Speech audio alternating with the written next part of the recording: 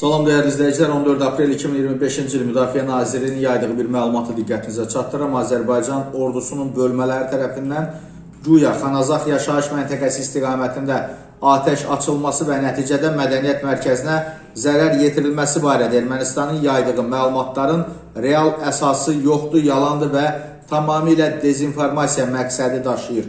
Nazirliyin məlumatında bildirilir ki, bölmələrimiz tərəfindən qeyd olunan istiqamətdə heç bir atəş açılmayıb. Bir daha bildiririk ki, Azərbaycan ordusunun bölmələri heç vaxt mülki əhaliyə və obyektlərə atəş açmır.